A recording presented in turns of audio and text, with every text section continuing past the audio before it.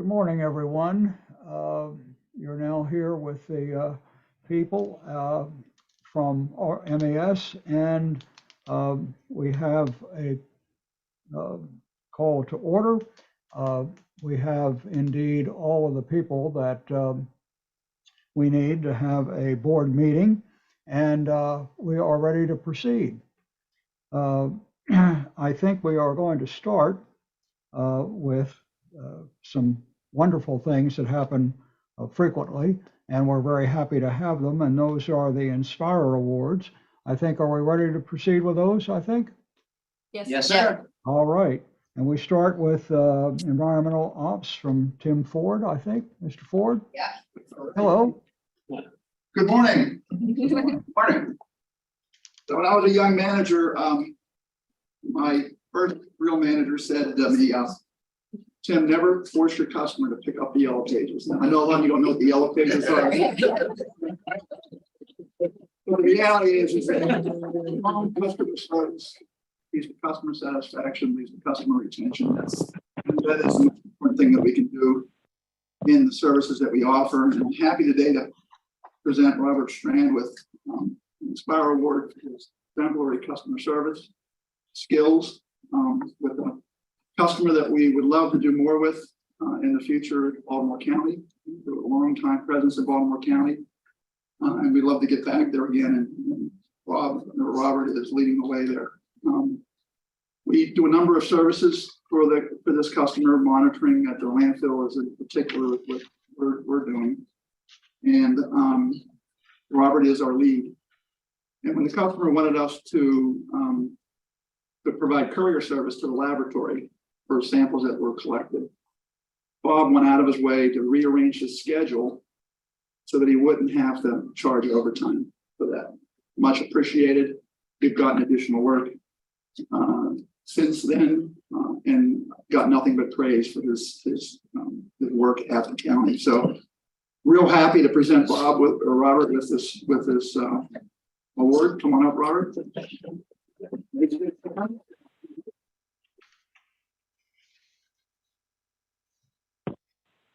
Need someone to stand in for chair smoking. Your choice. Come on, Mary. Well, Oh, good idea. I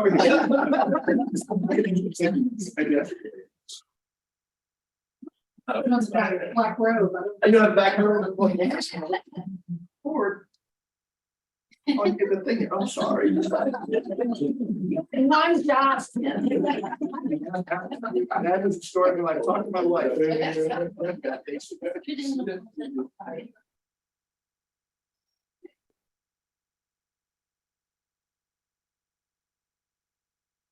Thanks. It's a lot of work. got it.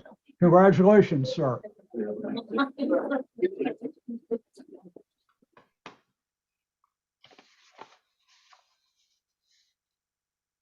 All right, I think next we have from with Miss Slotnick. There she is. Okay. Hello. Yep, today we're going to present an award to Alex Hancock. He's an environmental specialist out of BWI. Alex is not here today. He is actually taking leave to go on vacation. He's at a concert. All right. So All I right, did see see ya. him.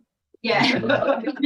I did see him at our management training graduation and was able to congratulate him at that time. But I did tell him that we would still honor him at today's board. So back at the end of April at 2:30 in the morning, a call came in from BWI and there was a fuel spill.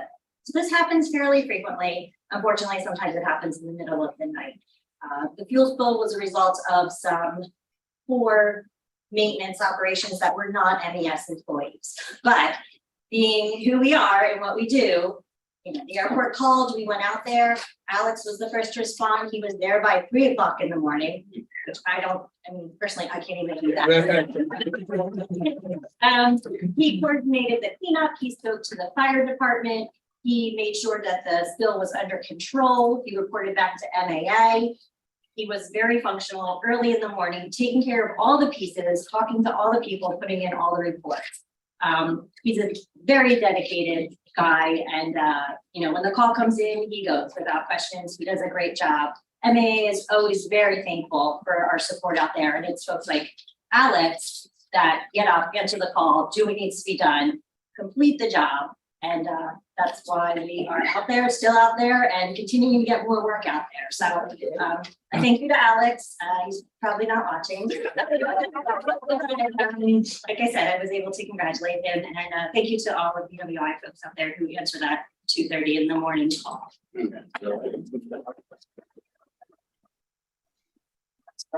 Here, here.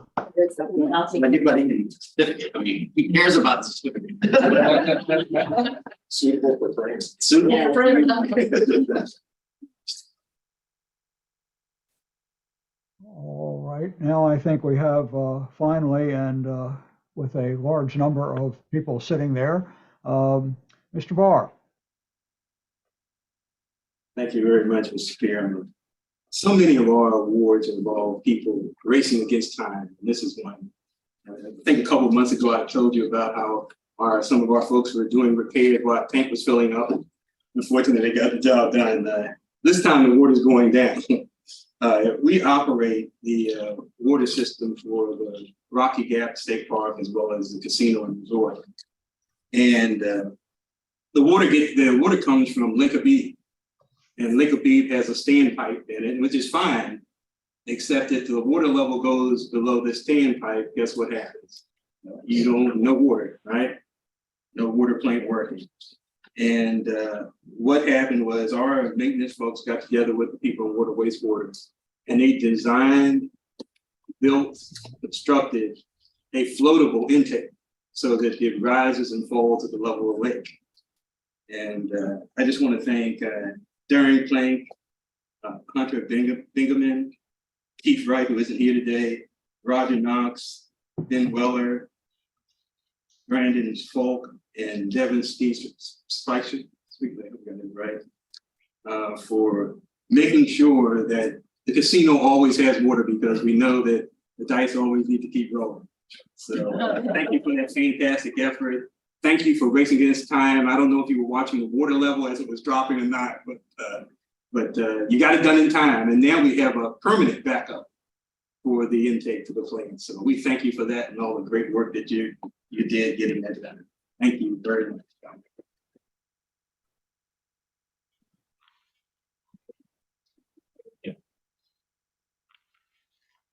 It was on top too. Thank you. Oh, they coordinated this. Yeah, right here, right. Yes. Oh, Brent, Thank you. thanks. Where's mine? Oh,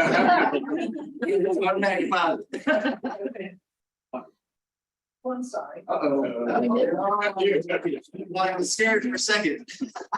Thanks for driving.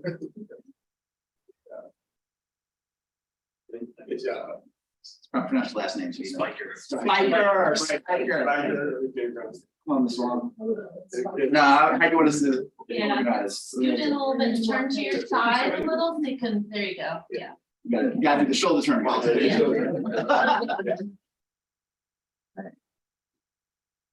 Can you back up far enough? All right, I got you. Nope.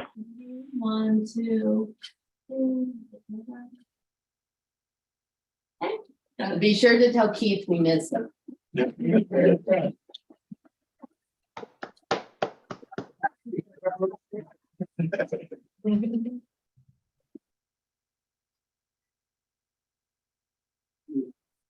Well, congratulations, all of you. And I must say that using the idea of the Inspire Awards to show people how our people operate and what they do and the major and minor things that happen, and they're just wonderful people.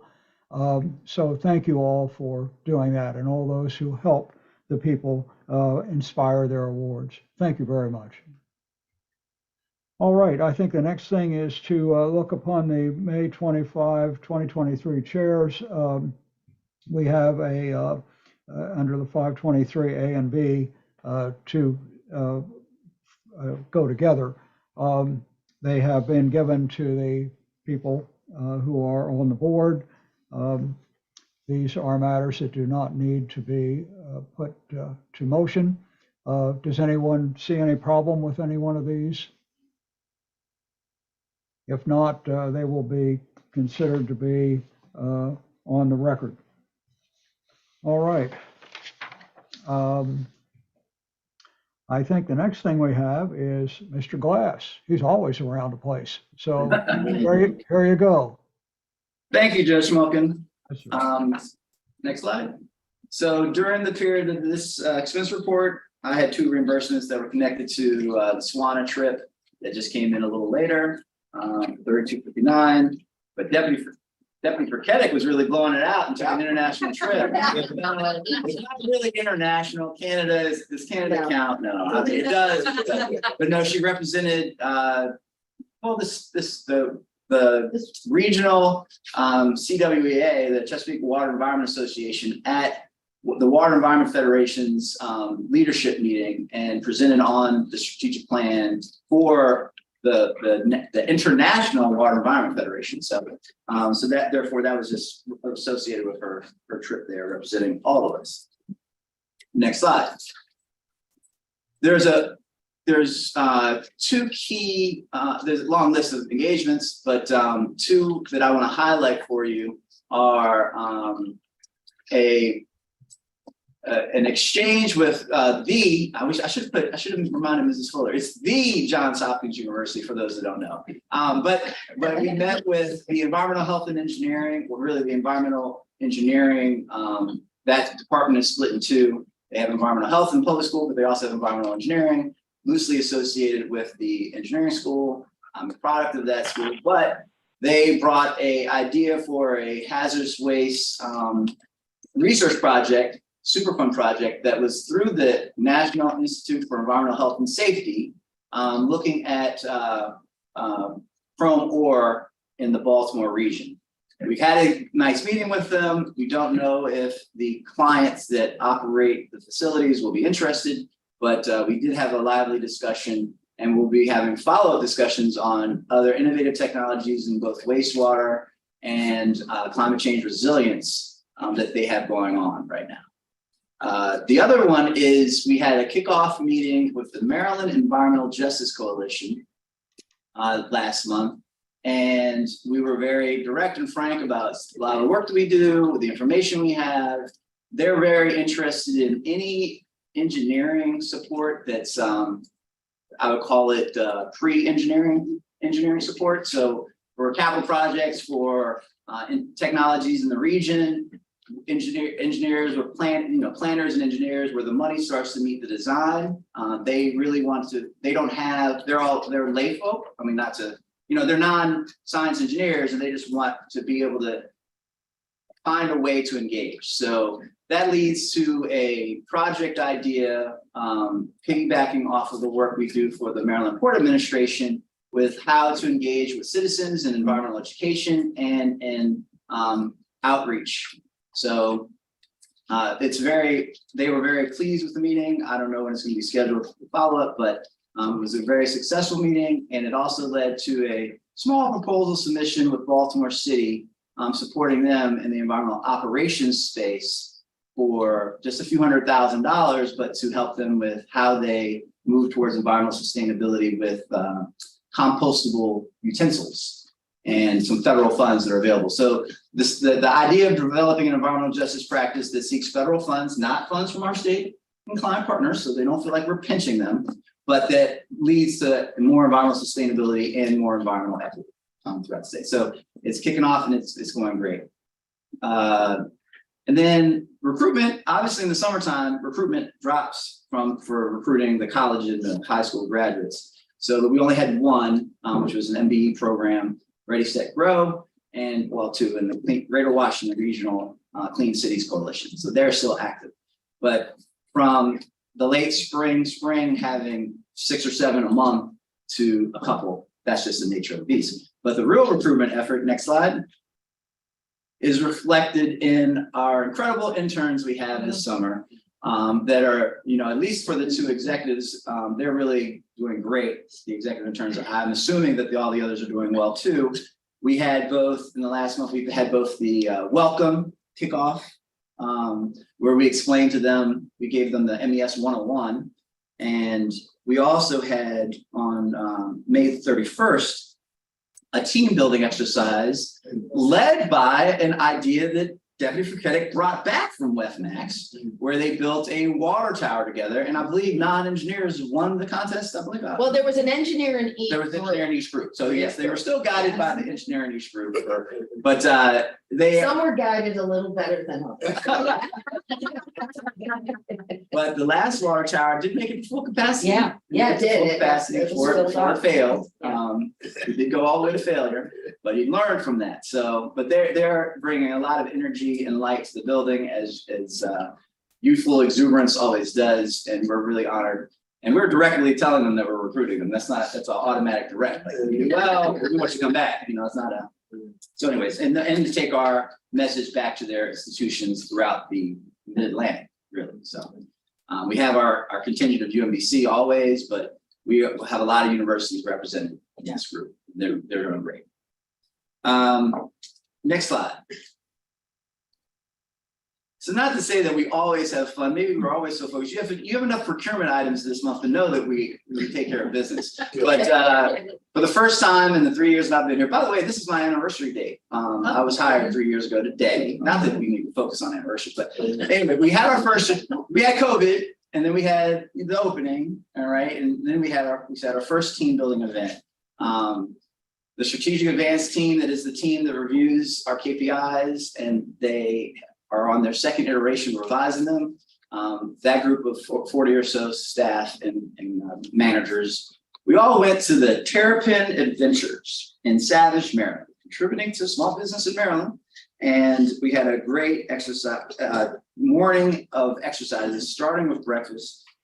And I have a little joke because at one point while we were eating lunch, in the middle of lunch, like people were still eating sandwiches with their hands, he asked us to hold hands in a circle, which was very awkward in the post-COVID age. We were all passing around hands sometimes afterwards to finish our lunch. But I believe I had great feedback from the senior managers. You know, what are they going to tell me, right? No, actually, a lot of them would tell me exactly what they thought. So we had a great time. Well, I don't know. It's a question of whether you need team building annually or it's biannually. So we'll see where we come back. If it wasn't that. It wasn't. We can all build water towers. We can all build here. So no, it was a great event. People had fun. Mr. Coleman even took the rope slide, and it was fun watching people walk to the slide. Mr. Ford was really questioning on the moving across the line together. And you have a life and death experience because the line just stops at the end before you hit a tree. So it's like, it was a great experience. Now we have these joint stories we tell. Next slide.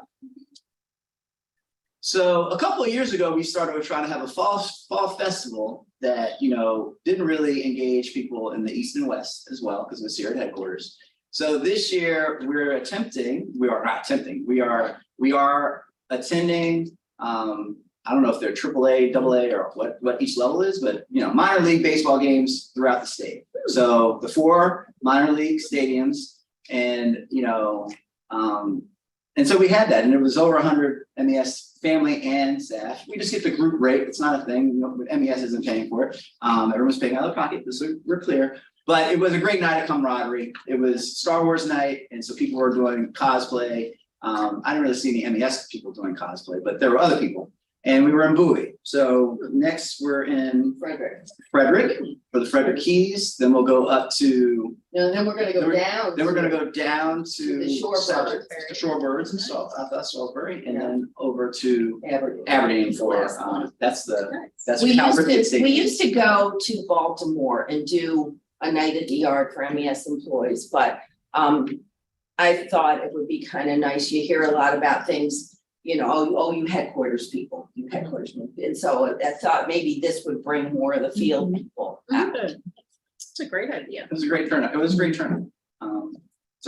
And some headquarters staff have told me that even though they're not senior managers and are required to do it, they're treating it as a tour of stadiums because some people like to see different stadiums. So I won't say who they are, but a few said, we're going to all of them too. Like, hey, more the merrier. I gotta go to all of them. And it's good fun, you know, you get to get closer and it's, yeah.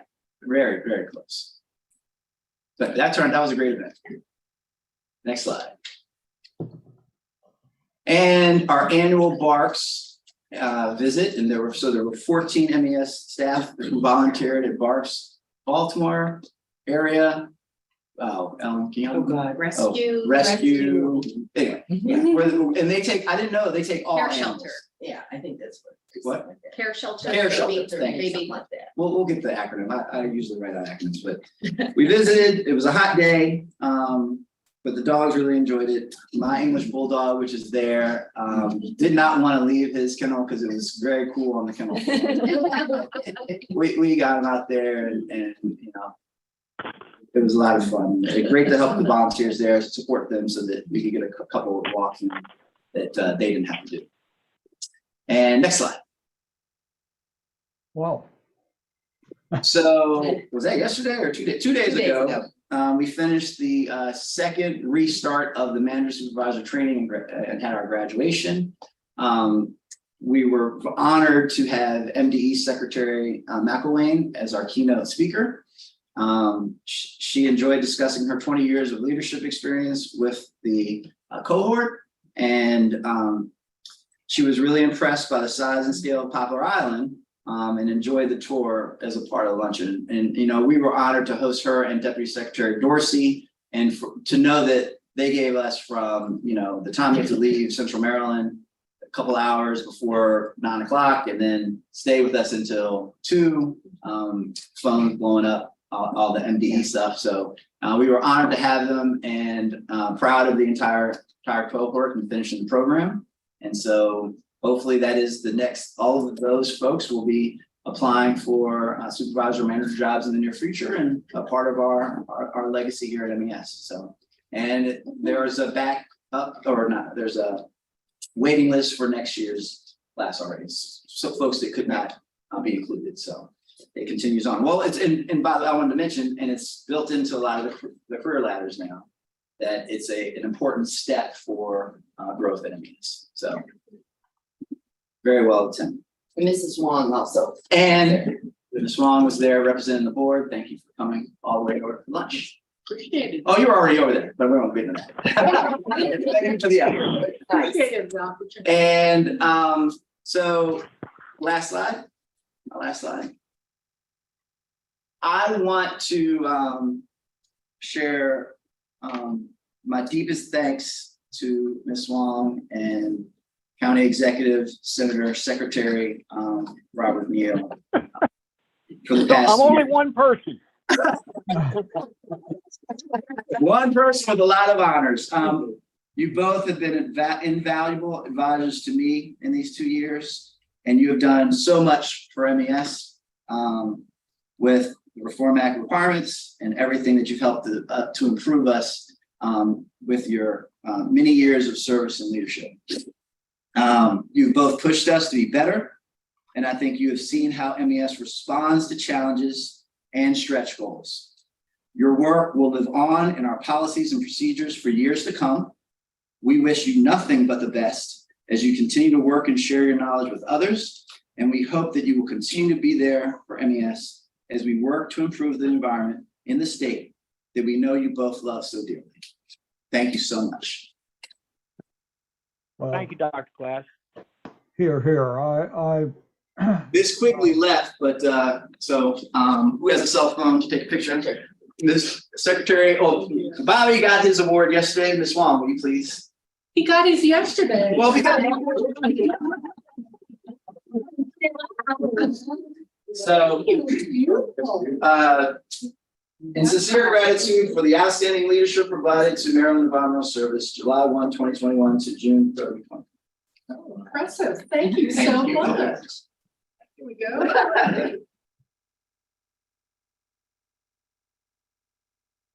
Thank you very much. But I didn't drop it. here. Oh, here's the even the box is nice. This was budgeted. It's under budget for the year as always, and this is well within our budgetary limits. Could've got one of those paper ones. No. And that concludes my direct report this moment. Thank you, sir. And if I can just say a word or two, I think what you say about these two wonderful people just is absolutely right on the diving board. I mean, these people came in, they've taken it, they've worked hard, and I just think they are among some of the finest people I have ever worked with in my 40 years, 50 years, 89, I don't know how many, but I just want to say they have been terrific. And, you know, I thought a little bit about this and I thought, you know, MES, what is it? Is it water? Is it grounds? Is it the waterways? But really what it is the people in MES. And certainly these individuals have given it to us. So thank you so very much, folks. That's it. Thank you, Joe. Thank you, Judge. Good luck. Good luck. Okay, I think we can move ahead. And we have the managing director agencies. Take a look at that. Any members of the board take a minute to look at it. If you have any questions, please let me know.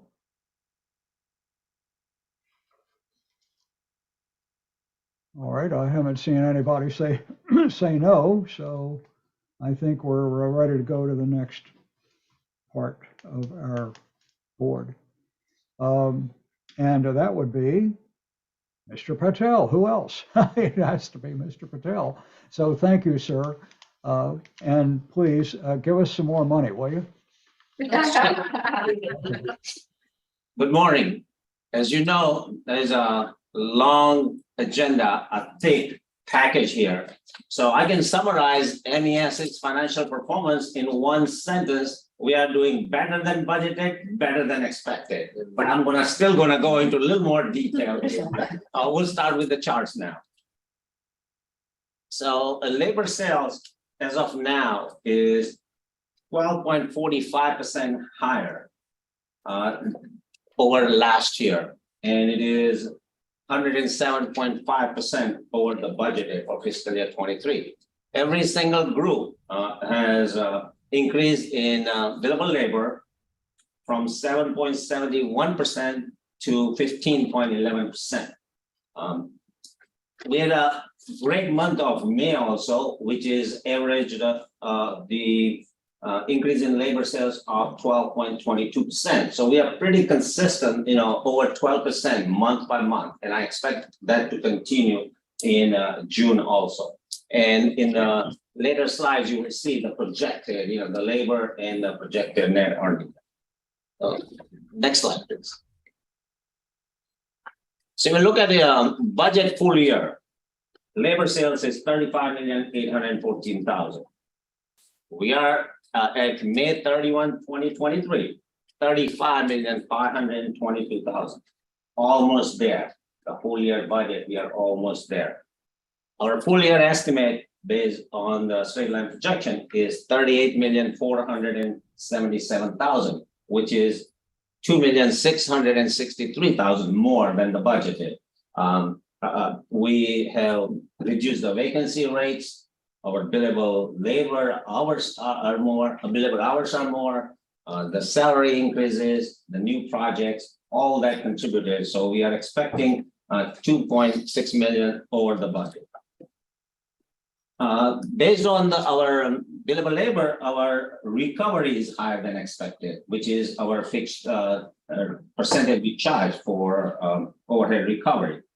And if you look at the overhead variance, is 36% over the budget because the overhead expenses are lower than the budgeted. So we are turning on all wheels, you know, the recovery is more, the expenses are less. So his overhead variance is over 869,000 over budget. One of the other thing is that fringe, as I mentioned in many meetings before, we don't expect to make money on the fringe, an extra holiday comes in there and then that throws off that. But even the fringe variance is expected to be $411,000. Because if you look at it, we budgeted $118,000 loss. So because of the increase in billable labor, the fringe recovery is more. So even this is where we're gonna make money this year too, which is unusual in variances. The working capital recovery, we are budgeted 650,000. We are full year estimate 905,000, which is 255,000 over the fiscal year 22. The state budgets are prepared a couple of years in advance. So fiscal year 22, we gave 3% break to the state reimbursable project because when we were preparing the budget, it was COVID going full blown, and we decided to give 3% reduction in the working capital to the state reimbursable project. So now fiscal year 23, we started charging that again. So that's why it's a little 39% over the budget. And if you look at the full year estimate for increase in net assets, which our net earnings is $5,605,000 projection.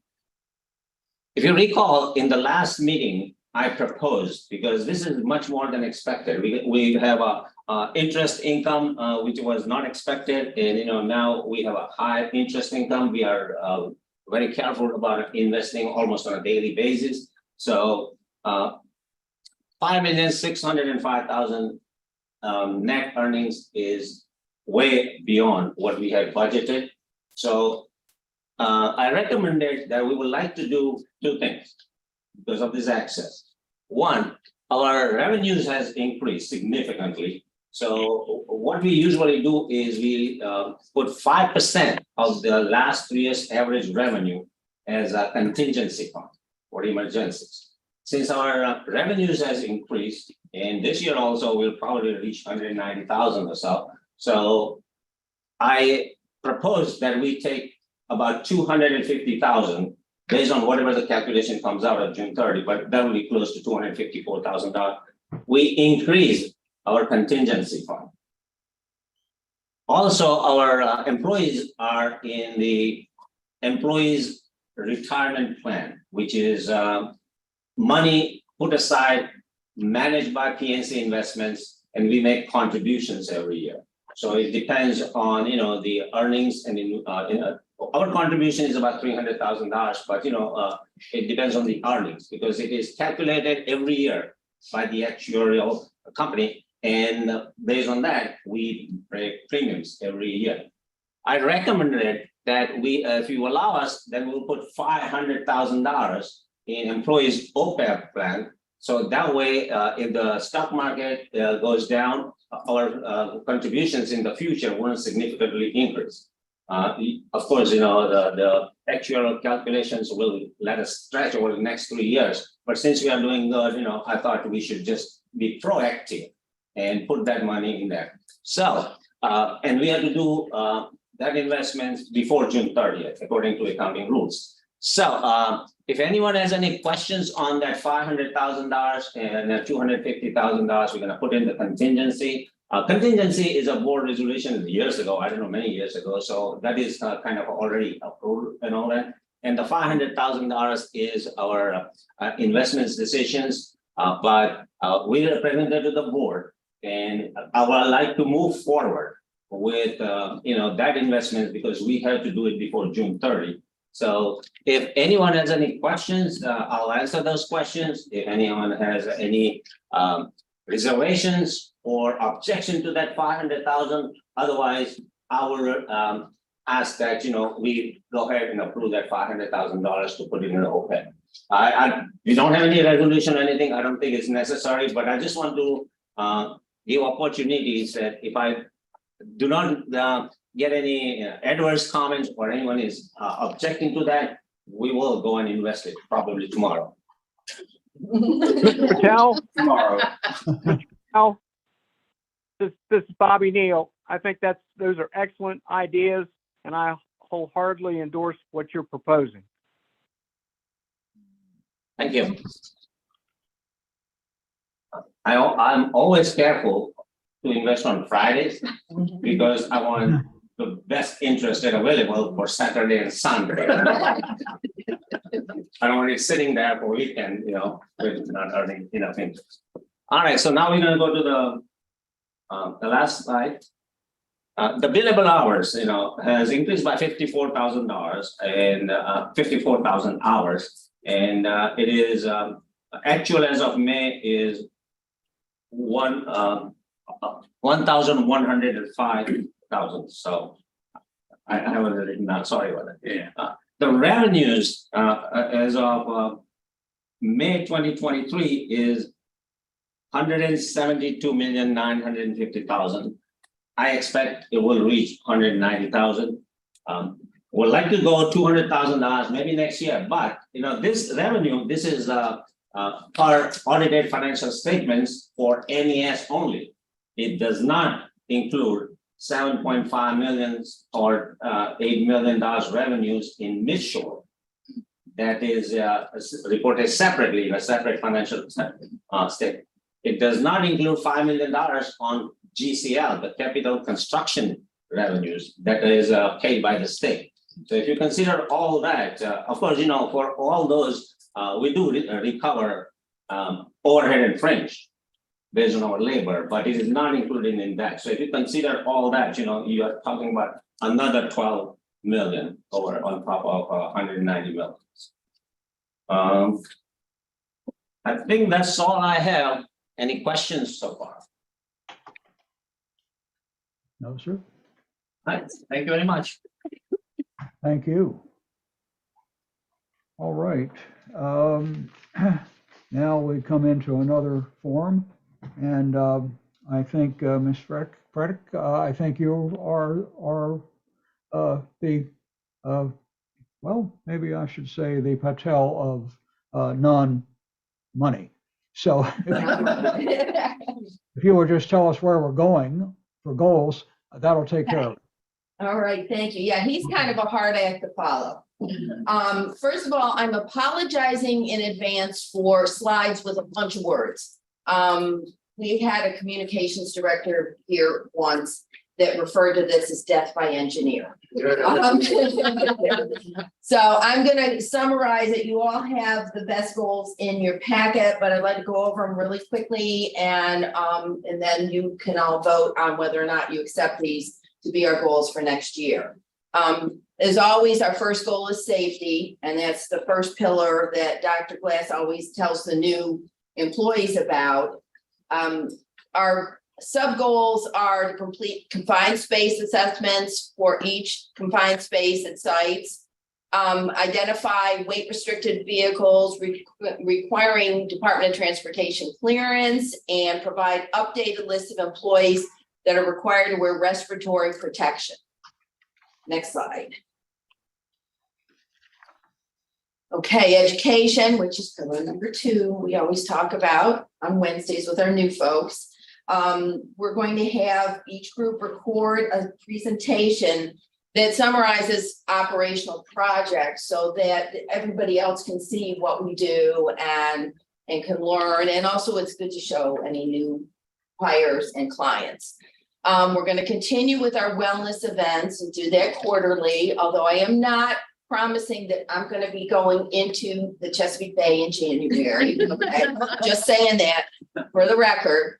And then we're also going to talk about, we're going to have our folks in Tim Ford's group give us a little class on what is recyclable, what's not, do you have to clean it? Do you not? There's always these questions. So we thought that was something that we've always talked about increasing our recycling here at headquarters, and we thought maybe that would help us do that. Okay, next slide, please. Diversity and inclusion. Again, we're trying to promote a diverse work environment here. We're going to continue to complete sexual harassment training for 95% of employees.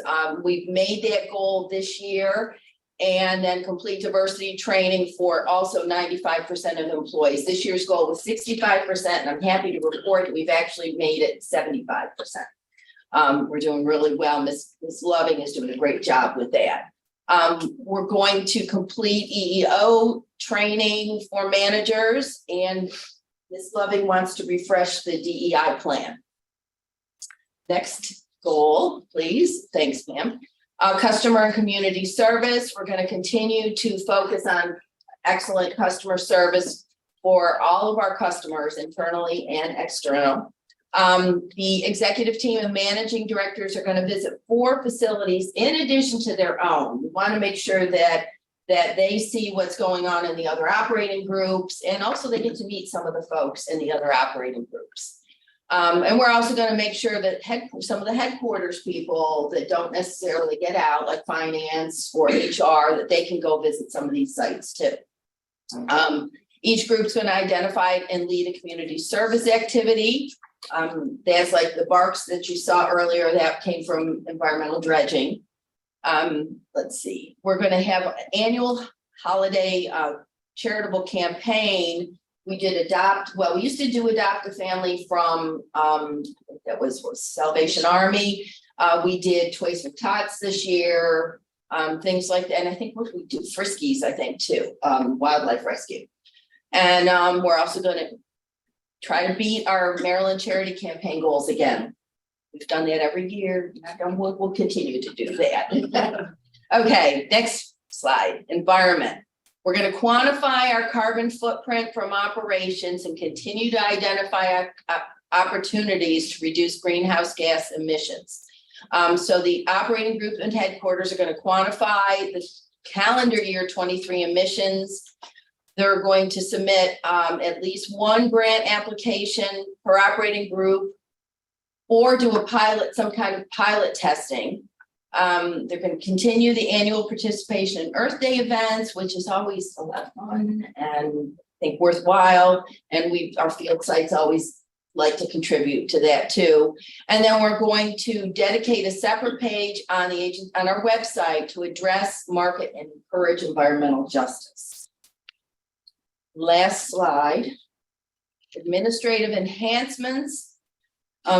This one, we've got quite a few sub goals, but we're going to continue. We've got our goal of 4% to increase billable labor sales, which, after this year's remarkable increase, I don't know if we can do 12% again.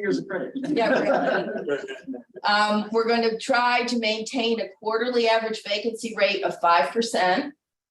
So far, so good. This year, we've done real well with that. Each group's going to attend a career fair or a job fair or present a career day at local schools in predominantly minority population areas. Update the MES agency employee handbook, which was done many, many, many years ago. So we figured it was time for a refresh. Each group's going to attend at least 1 MBE outreach event, which we've done again. It's something that we do every year. Increase the number and or total dollar amount of contracts issued to small business reserve and MBE prime contractors. So those are kind of 2 goals in one. And then meet or beat the state's goal of MBE participation. So those are the proposed goals for our best program for fiscal 24. And I guess we need Judge Smolkin. Yes. Back to you.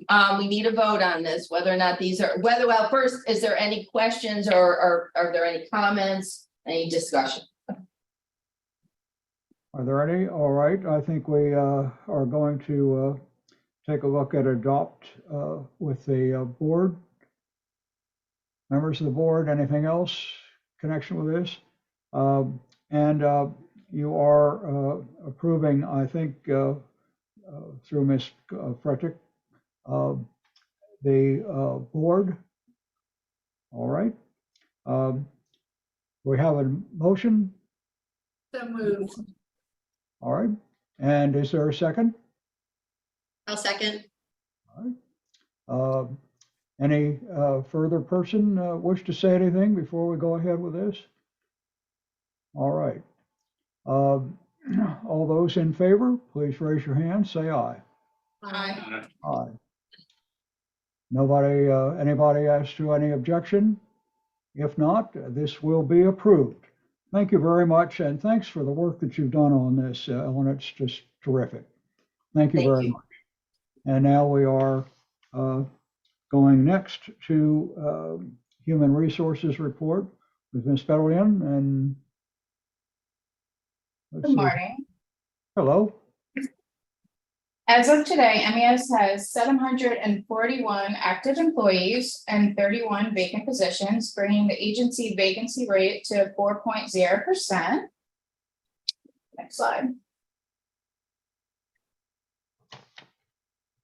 Last June, in 2002, MES experienced a high vacancy rate of 9.24%.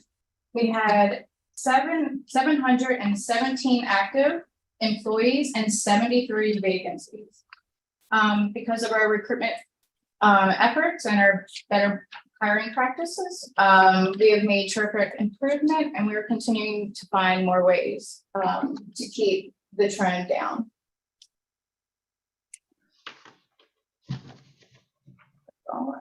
Go ahead.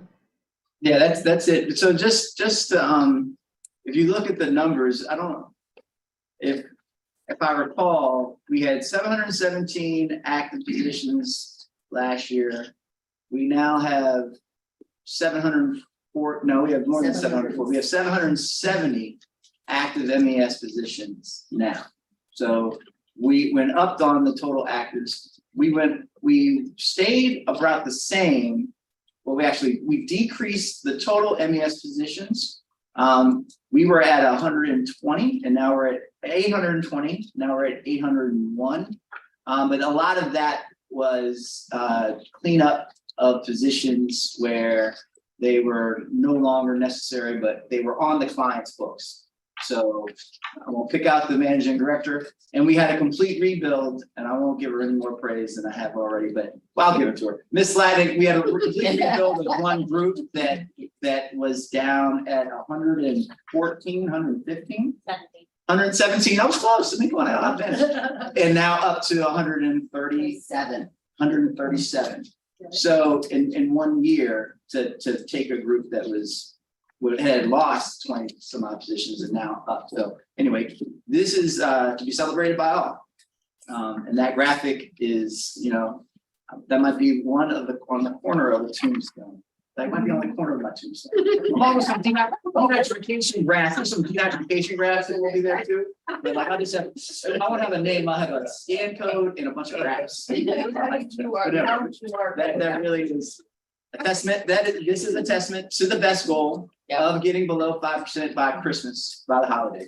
And maintaining. So we had a little bit of an error back there in February, but we got right back down on that. And if we did standard deviations, I'm sure it was within standard deviations. But anyway, thank you, Ms. Fedelian. Thank you, Judge. Sorry. All right. Thank you. And I think Ms. Wang, they won't let you out of that place. You're going to have to finish this first. So, Well, you won't have me much longer. Ms. Wang has done marvelous work on this and many other things. And so, ma'am, if you would go ahead. Thank you. Well, first of all, I don't know whether Tim and Amy were willing to at least describe the career ladder. Just want to confirm that.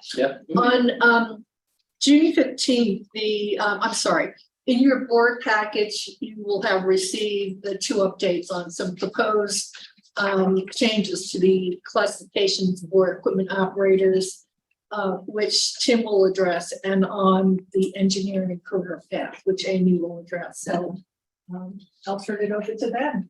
I'll let you guys have my seat in your screen. Good morning again. Yes, sir. So we were tasked with, myself and my fellow directors were tasked with looking at the equipment operator career path. We have quite a few folks that are in those positions, and we have had in the past trouble retaining those positions.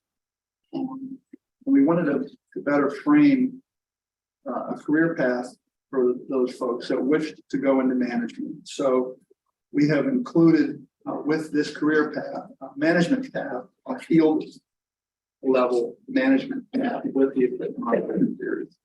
That was the biggest change in what we were looking at. Again, because we want to establish a solid career path for those folks, something beyond just my hourly wage. There's growth opportunity for you. But in doing that, we needed to include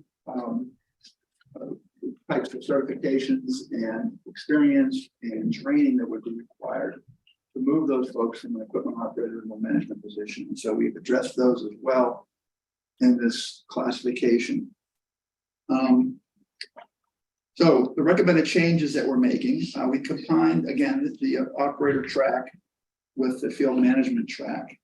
And as I said earlier, this gives our folks a pathway to management if they wish to go that direction.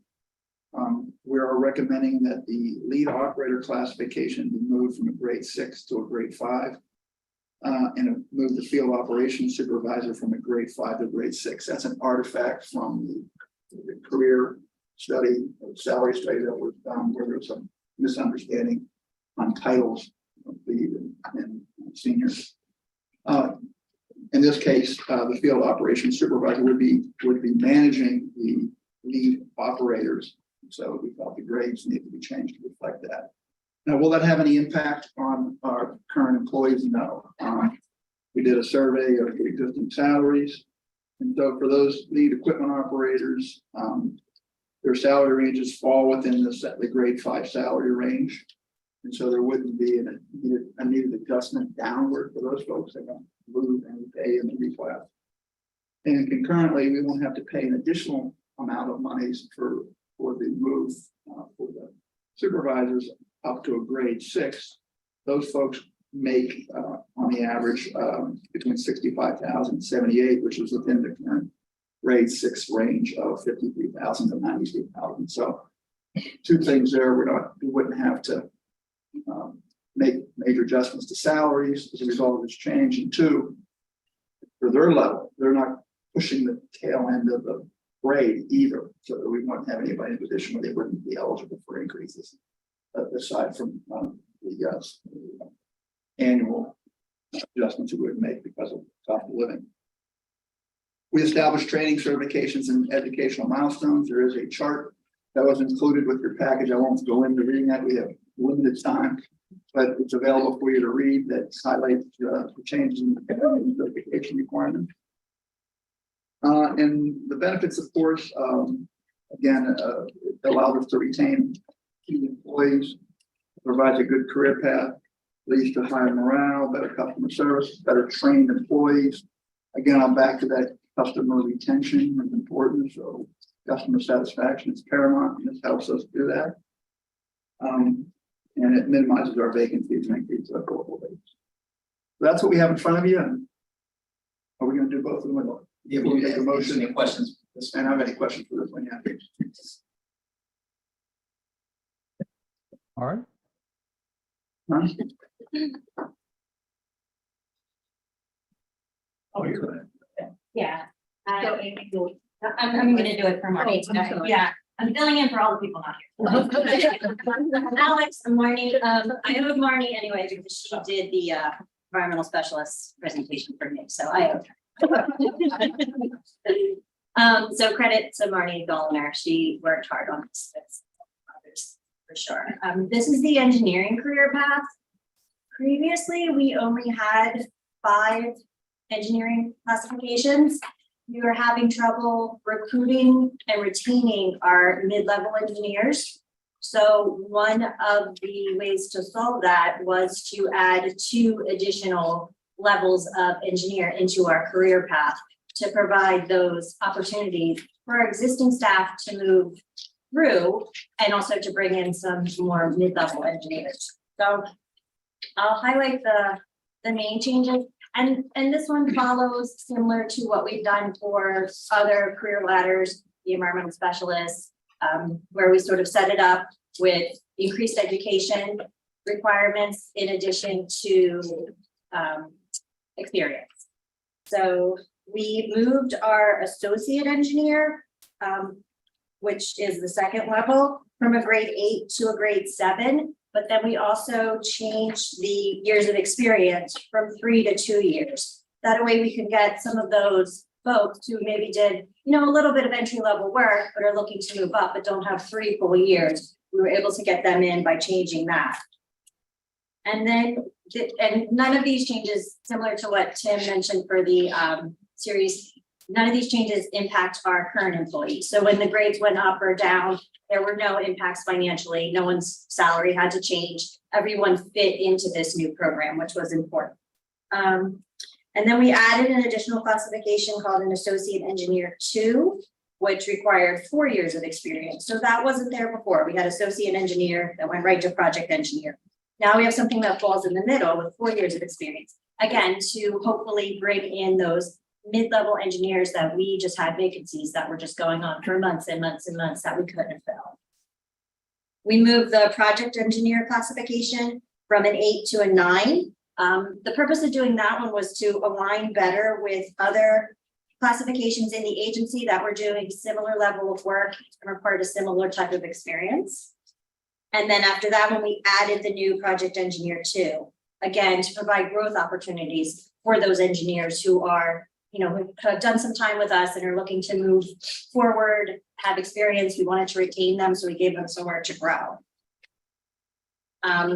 We then took the senior engineer and section chief and moved those from 8 years of experience to 10 years of experience, again, to align more with what our other section chiefs were doing. So we sort of formatted it similarly. I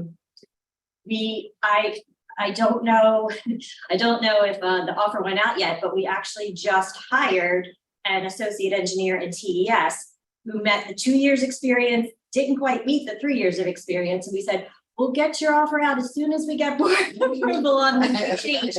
So, I mean, honestly, it's already working. And that was an engineer vacancy that we've had forever. We just couldn't find anybody who hit that sweet spot of 3 years for the salaries we were offering. But lo and behold, in anticipation of this career ladder, we found someone who was great, who met the 2 years of experience. So it's already working. And I'll just add that these career ladders, I had an electrician who put in a tuition reimbursement request today. They're an electrician trainee. It just came through this morning. And the justification for attending the courses for their journeyman's license was the career ladder will provide growth with this required education. So it goes to show, I think people that we have on staff are excited about these career ladders and are actually using them and can see a future. So it was just a good thing to see this morning before I came to talk about another one. So I just wanted to pass that on. So I'm happy to take any questions. Amy worked on this with Marty, so she is an engineer, so answer the engineering questions. Is there any questions? No. Okay, thank you. Thank you. Thank you. On June 15th, the HR committee did meet, and based on the committee's review and evaluation, the committee voted to recommend to the board that it approve the 2 proposed updates to the career ladders for the equipment operators and engineers, for which we will need a motion from the board and its approval. All right. Is there anyone who wishes to talk on this matter before we vote? All right. Great work. I move approval. I'll second it. Anyone else? Anyone have any matters before we go? Okay. All those in favor, please raise your hand, say aye. Aye. Aye. Any opposed? None. Therefore, it is approved. Thank you so much. The next HR matter that we have on the agenda is with regard to the performance-based compensation. And in your packet was a memorandum from Dr. Glass to the board recommending employee performance-based compensation increases for fiscal year 24. Rather than paraphrase his memo, I'll have Dr. Glass perhaps address his recommendations to the board.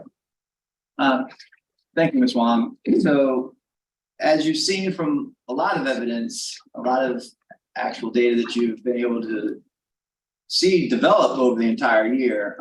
It's a banner year at MES, both for environmental outcomes and financial progress.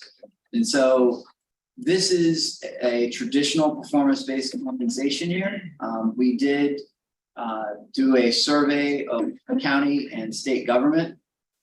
This is not the highest, just to be straightforward, as far as total, as if you compared COLAs and longevity awards and other entities. But we do feel it is demonstrably fair and supportive and in line with other opportunities that come in our performance in our system, the Building Excellence and Success Together program. We feel like it is great to award high-performing teammates a 5% PDC. So we are working on metrics to show the board, once all the data is together compiled, that this is a fair system across grade levels. I don't have that data yet all together in the package, but we will follow up on that in the HR committee. But and we will be adjusting the salary card. As you know, we had a lot of compression on the card, and we want to make sure that our top performing folks that have been in a grade for a long time can participate in this performance-based compensation. So with that, we'd be happy to answer any questions anyone has. Okay. And Judge, I'll add that on when the HR committee met on June 15th, the committee also voted to recommend that the board approve the performance-based compensation percentages that Dr. Glass recommended. And we'll also need a motion on this as well. All right, we're going to put a motion on that one as well. So moved. I'll second. All right. All those in favor, please raise your hand, say aye. Aye. Aye. Aye. Any opposed? None is opposed, therefore it is approved. And I think we have other matters before we're finished with this, yes? Yeah. Just small, I would like to add something, if I may. Oh, yes, sir. So when we compare the salaries, we compare with the state. The state of Maryland is giving 2% COLA, 2% of a one-step increase, which is another 2%. And if they are more than 5 years, then they are getting another 2%, so which will be total of 6%. The majority of our state employees have tenure of more than 5 years. In addition, starting this year, the fiscal year 24, the state is going to contribute $600 match to the deferred compensation that that was an elective compensation there, deferred compensation that employee may choose. We are not proposing that $600 match at this time, but I just want to point it out to the board that depending on our performance, and hopefully it is as good as this year, in January, we'll propose that $600 contribution to MES's 401k based on the December 31, 2023 results. Okay, thank you for making that outstanding so that we understand what's going to happen with that $600. I don't think we need to have any approval on this matter. It's not open. All right, so I think we have the last one here. Yeah, there are in your board packets 4 proposed changes to HR policies. Is someone here from HR who might be able to just do a run through of these? If not, I can. I'll take it. Okay, good. I mean, we haven't done enough. I mean, most of the changes are very Very minor. insubstantial. There was one, I have to apologize. I guess being a lawyer, you become very nitpicky. She said it. That's what a lawyer does. I'm for it. Better off for it. So I did send in some suggested changes to, I think it was the training and development agency-wide training program. I don't know whether that was sent out to the other board members or it's in Yes, your it was, board packet today. yes, it was the apprenticeship policy and operator and training program, which is 8.03. Your comments are in the handout and I did send it to the remote members this morning. Great, thank you. So with that, I'll let Dr. Bless. So the tuition assistance program, HR 801, minor changes with some strikes through, and clarification. This was an important clarification that advanced payment is possible. So all of our tuition assistance requires, no Cs. So, usually someone is reimbursed, a person can be reimbursed as long as they did not earn a C in that course up to the $5,250 limit. But they can ask for advanced payment. So that was the change that was just made sure that was clear. But that was all typographical and some attachments taken out as well. So that we don't have to come back to the board for forms. Yeah, forms removed. So Right. that was it for tuition assistance. For the agency-wide training, my title was changed and the title for the groups were changed, and then all dates updated for the new format for the policy, just in general. So mainly just typographical. That was 8.02. Then 8.03, the apprenticeship policy, really relating to the operator and training program, the ORT program. There were a significant number of upgrades made. This was the first career ladder that was addressed a year and some change ago. And Mr. Wright, the deputy division chief, went through and made sure that the policy matched what the board has now approved in the career ladder, and to make all of those clarifications and changes. Ms. Wong did have a chance to make some other comments for the changes. Just editorial. Just editorial. And so most of these strike throughs are just to make sure it's in line with the career ladder. All right. Ms. Wang. Promotional ladder, and the last was this training development out-service training. Primarily, this was the removal of the form and some reformatting and some title changes as well. We've not heard from anybody that has any objection to these matters. Ms. Wang, is that correct?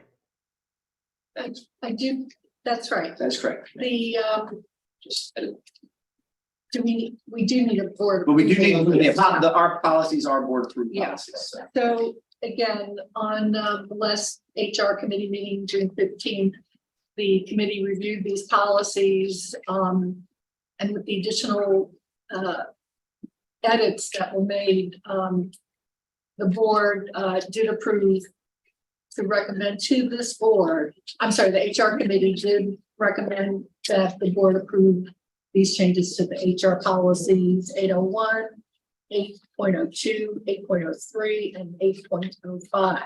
We'll need a motion to get these approved. And all four of them will be approved when it goes on. If people wish, we don't have to go one by one up to those four, do we? No, we'll just go jointly with one motion. I think so. All right, well, members of the board, you've heard and seen what is going on with this matter. Are there any questions about this particular matter? I've read it. I think it is appropriate, but it's up to anybody else. If you have any questions, let me know. Well, I've heard none. I move approval of all of these proposals. All right. Is there a second? I'll second it. Anyone else? Anyone else from the board? All right. Then all those in favor, please raise your hand and say aye. Aye. Aye. Any objections? None. Therefore, the approval has had its view and it has been approved. Ms. Wang, are they going to let you out of the door anymore? No, I'm turning it over to Miss Crosby now. Okay. I'm out of here. Okay, thank you. A tremendous amount of work that was done very, very wonderfully, and again, can't say enough. Just absolutely That does it all. fantastic. And speaking of more things to do, Ms. Crosby, I think you're going to be around for a couple of minutes on this one. Yeah, quite a number. All right. Well, we've got 16, I think, that are going to be viewed, correct? Yes, All right. You want to start on number 1, please? yes. Item 1 is for the wastewater group. This is for the liquid sludge hauling for the southern region wastewater treatment plant. This is a 4th-year renewal to this contract. The amount of the renewal is $40,914.50. The contractor is 24/7 Grease Trap and Plumbing Inc. All right. Any questions? Is there a reason why their MBE participation is 0%? Well, I think it's because the contract has no subcontracting opportunity. Any other questions on this matter? All right. Is there a motion to approve? Motion to approve. All right. I'll second. Second is on. Anyone else? All those in favor, please raise your hand, say aye. Aye. Aye. Aye. Any opposed? Nay, therefore this is approved on number 1. Number 2. Item 2 is for the Environmental Operations Group. This is for the Mid-Share Regional Solid Waste Partnership. This is award to Carter Machinery Company.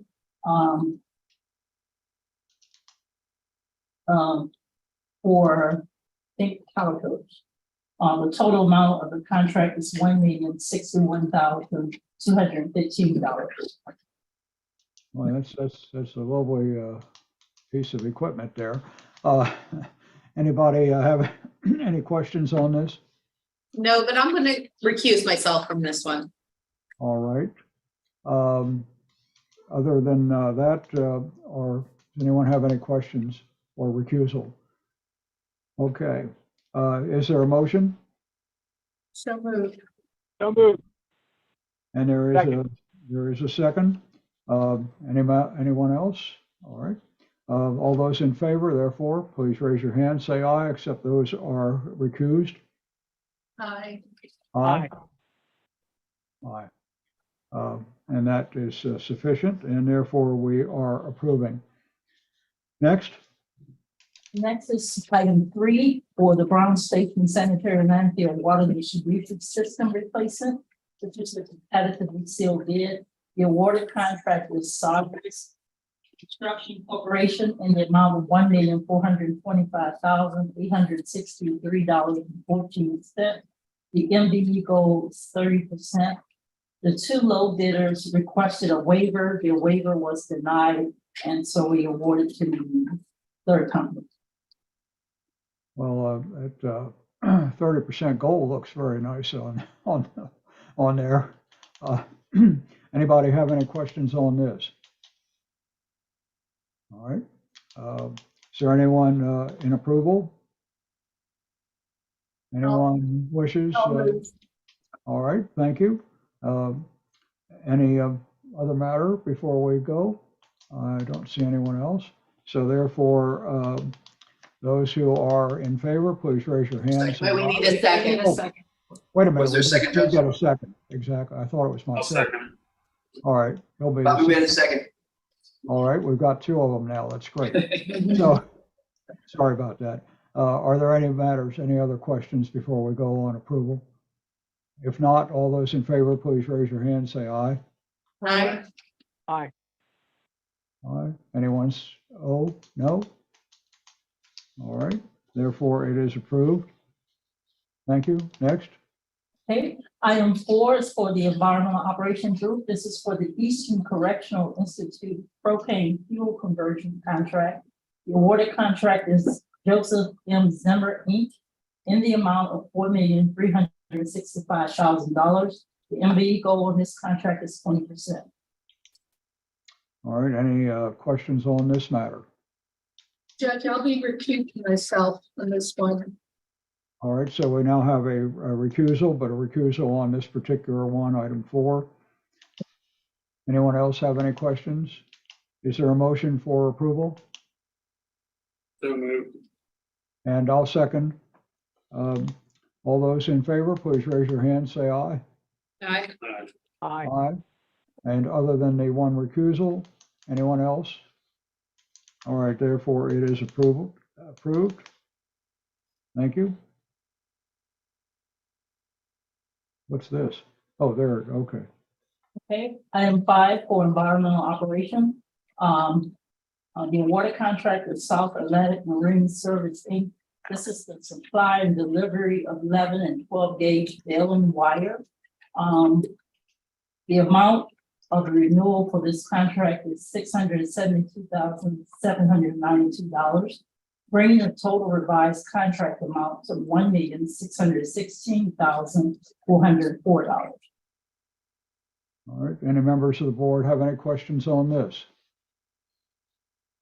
If not, Approval.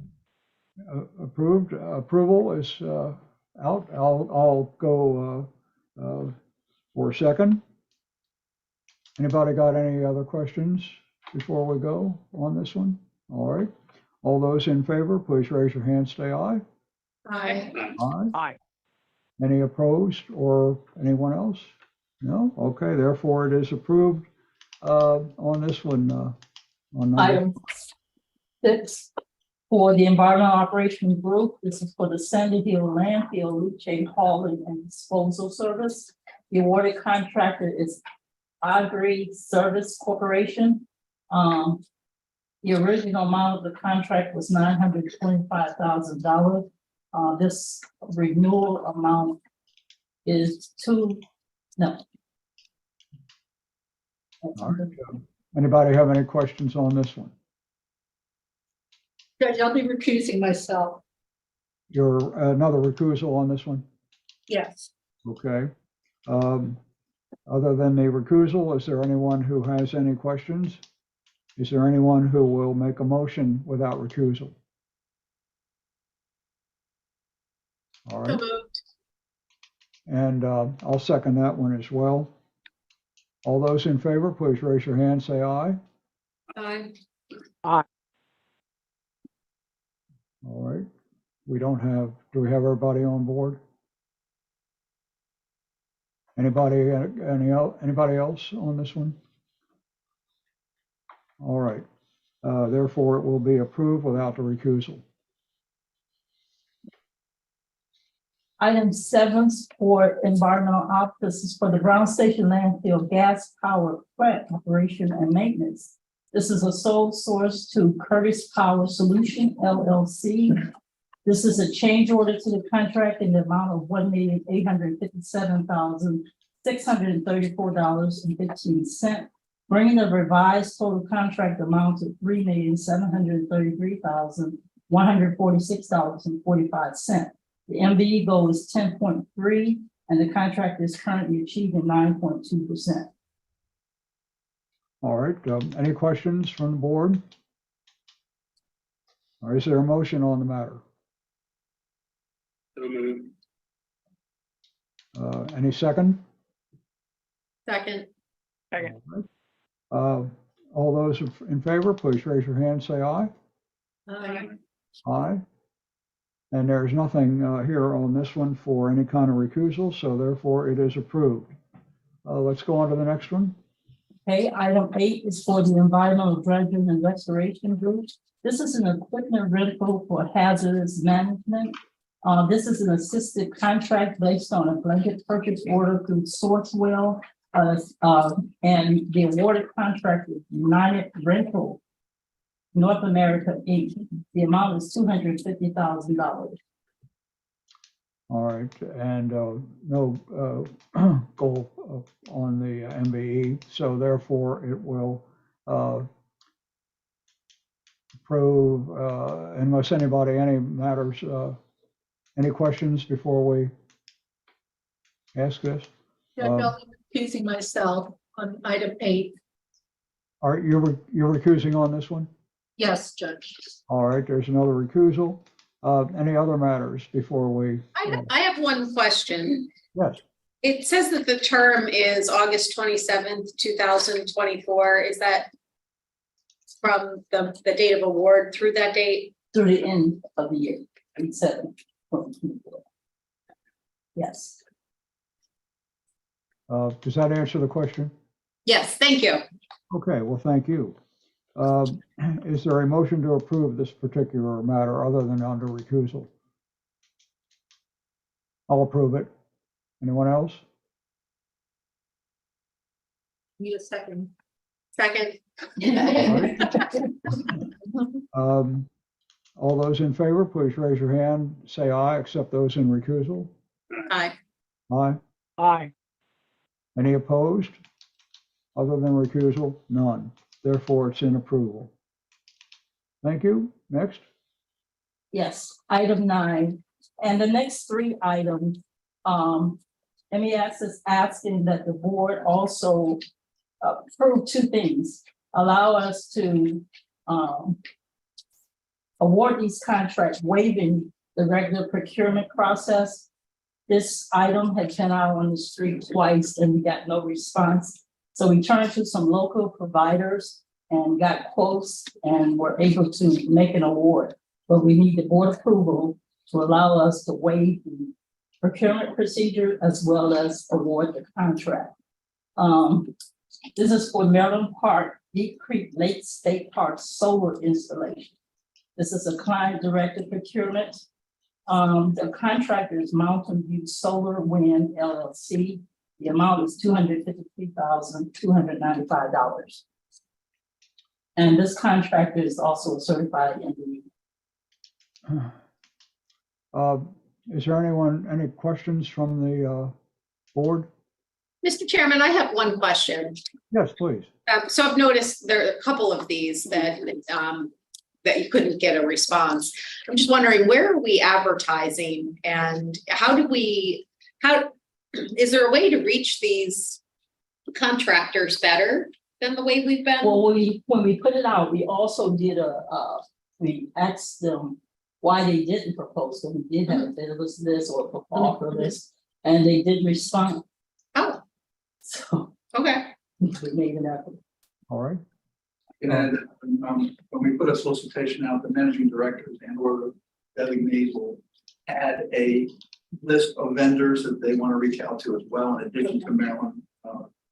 Maryland Marketplace. Maryland Marketplace. So we do try to direct these to certain folks that that are really. And maybe location. And and part of it was, I think, the jobs were too small for the big companies and our requirements as far as everything they have to provide when they bid were too much for the small companies. They were a little intimidated by all of that. So it just worked out better once they tried twice and nothing happened, to just reach out directly to the smaller companies. Okay. All right. Is there approval after solicitation? Solicitation, yeah, I guess. Anybody have any questions with regard to this? Solicitation is the better word to say it, so I'll leave it at that. Solicitation. Anyone else? Any questions on this? Any motions on it? I'll move for its approval. Okay. Any matters? Second. Number two on board. Anyone else have any questions on these? All those then in favor, please raise your hand and say aye. Aye. Aye. Anyone opposed? None. Therefore approved and solicited. Okay, thank you. Item 10, it's another solar project for the Technical Environmental Service Group for Maryland Parks. The awarded contractor here is Paradise Energy Solution LLC in the amount of $294,560. All right, and the matter is in the same matter that was previously put down. So I don't know that we need any more discussion on it unless anyone has any. Also, although, okay, anyone wish to make a motion on this? So moved. Motion is there. Second is there. Anyone else? All right, all those in favor, please raise your hand and say aye. Aye. Aye. Anyone else? None. Therefore, it is approved on item 10. On to 11. And on to 11, also for the solar state park solar installation, client director procurement, the awarded contractor is Solar Energy World LLC in the amount of $558,130. All right, we're operating on the same matter, so matter of how we're doing it. Any questions on this particular item? Judge, this is Marion Wong. I'll have to recuse myself. All right, the recusal on item 11. Other than that, anyone else have any questions?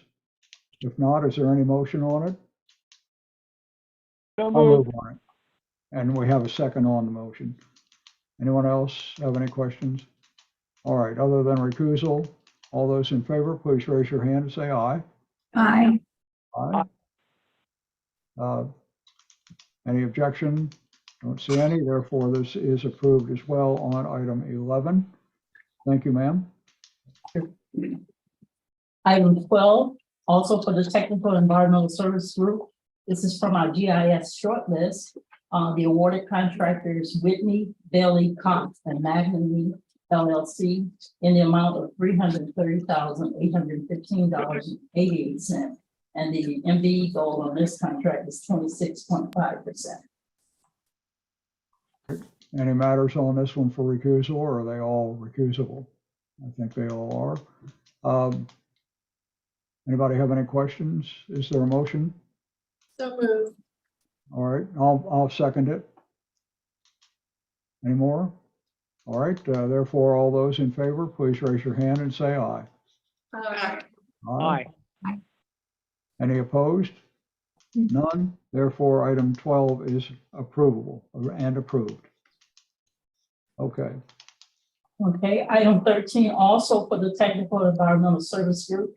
This is for the MEA Technical Support Service from the GIS shortlist. The contractor is AECOM Technical Service, Inc. in the amount of $199,328.13. This change order, I'm sorry, for the amount of $295,892.36. And bring the total revised contract amount to $495,220.49. All right, we've seen this. Does there anyone have any questions on this matter? Judge, I'll have to recuse myself. All right, there is a recusal on item 13. Other than that, does anyone has any questions on this? And a motion? So moved. So moved. So moved and also seconded. Lots of movement. Therefore, all those in favor, please raise your hand and say aye. Aye. Aye. So without recusal, it is approvable. It's approved. Thank you. Item 14. Item 14 is a pre-approval solicitation for the Cox Creek Dredge Material Containment Facility. This is an intergovernmental cooperative purchase from Sourcewell. The estimated amount is $1 million, and there's no MVE participation on the equipment purchase. All right. Any matters on this? Any questions? Any recusals? None. Is there anyone for a motion? So moved. Yeah. And second, it has been seconded. Any other matters? All those in favor then, please raise your hand and say aye. Aye. Aye. Aye. Any opposed? Nay, therefore it is approved on item 14. And now we go to 15. Yes, item 15, also for the Environmental Dredging and Restoration Group for the purchase of 2 low ground pressure 20-ton bulldozers. Also from the intergovernmental purchase from Sourcewell at $475,000 each, the total being $950,000. Beautiful items to look at, I must say. So anyone have any, nobody has recusal on this one, do they? No, good. No recusal. Any matters before we approve? Is there a motion to approve on these? So moved. Second. Second, any other matters before we approve? All right, all those in favor, please raise your hand, say aye. Aye. All those against, none. Therefore, number 15 is approved. Next, on 16. On the 16th, also for the Environmental Dredging and Restoration Group for the Paul S. Sarbanes Ecosystem Restoration Project at Poplar Island, the purchase of a 30-ton long reach excavator from the Intergovernmental Cooperative Purchase of Sourcewell. The estimated amount of $370,000. Okay, well, that's a little bit more than I've got on my Volvo, but my Volvo's a little less than yeah, but this would be more fun. Anyway, anybody got any questions on this matter? Nobody's going to have any recusal on this one. Good, okay. Then is there a motion? So move. So moved. Anyone else? I'll go second.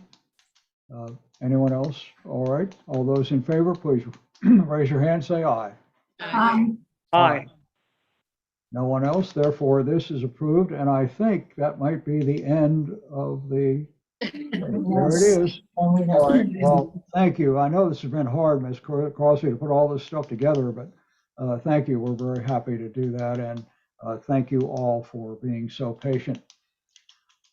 All right, I think the next matter we have is the matter of procurement notifications. We have 2 of them here. Anyone have any questions on these? Well, hearing none, I think we will proceed. And next matter is with our legal report from Sean Coleman, our wonderful counselor. Well, thank you, Judge. I don't want to be outdone by Ms. Crosby, so I will tell you I have 17 matters I want to. Okay, okay. You're ahead. Go ahead. Now, I have one matter that I'll update the board on in closed session. All right. All right. Any new or old business within the bounds of today? Judge Smokin, Yes, sir. if I may. It's unfortunate that you all can't be here today, but in about 35 minutes, the family of Mr. Tanner will be here, and we have planted a tree on the hill to the north side of the building, and we have a plaque that I'd just like to read to all of you. Since you won't be here to witness our conversation with them as we host them for the board luncheon. Dedicated in memory of Hiram Tanner Jr. for his loyal service to the MES Board of Directors 2021 through 2023 and lifelong commitment to the water and wastewater industry. So I just wanted you all to know that we're doing this today and that this plaque will sit on a rock underneath that tree. And whenever you visit again, you'll be able to see it. But thanks a lot. I think that's wonderful, appropriate. And Judge, I thought I was finished earlier, but I'm not. There is one piece of old business that I wanted to bring to everyone's attention. Pursuant to Board of Director Conflict of Interest Policy 1-101, the board, as you are aware, is required to designate a committee of at least 3 people to annually review the disclosure statements that have been filed by each of the board members. and that were submitted to the Maryland Board of Ethics Commission. And to this end, I just wanted to indicate that the HR committee was so designated to review these financial disclosures. That meeting occurred again on June 15th. And at that time, and upon obtaining subsequent information from certain board members, the subcommittee has confirmed that the disclosure statements for all MES board members are in order, they're complete, and that there are no potential or existing conflicts of interest or appearances of any conflicts of interest. So with that, I'll rest. Thank you. That would include all those up to this very day, unless there's any other questions on that one. All right. No, everything was fine. Okay. Thank you. The next meeting that we have is on Thursday, July 27th, 2023 at 9:30. This will also be the first organizational meeting of the board under the new bylaws. And by that time, you will also have well, I should say, Chief Judge Glass, who will be taking care of all this. And thank you very much. And we will be seeing new people. We see our people leaving. Again, it's going to be difficult for them, I think, to keep on going, but we wish they are going ahead of time as they possibly can to remember what this has been for Mr. Neal and Ms. Wang. I think that is just a wonderful time, and we are having more people come in, and we will learn from that as well. Thank you very much.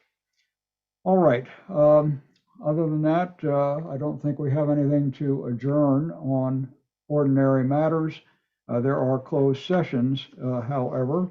And as you will see, the meeting is set on 3305B8 and 1 of the general provisions article of the annotated code. And in this matter, to discuss with counsel an employee complaint, and also to discuss the employment, subjection, promotions, discipline, demotional, compensational, removal, resignation, or performance evaluation of appointees, employees, or officials over whom the public body has jurisdiction, any other personnel matter that affects one or more specific individuals. Is there anyone on the board who has a motion with regard to this matter before it goes into closed session? Judge, you're asking for a motion to close the meeting? Yes. I'm sorry? You were asking for a motion to close the meeting? Yes. I move that we close the meeting. I'll second. Any other matters on that before we vote on them? All right. All those in favor, say aye. Aye. Aye. Aye. Any recusal or any other matters?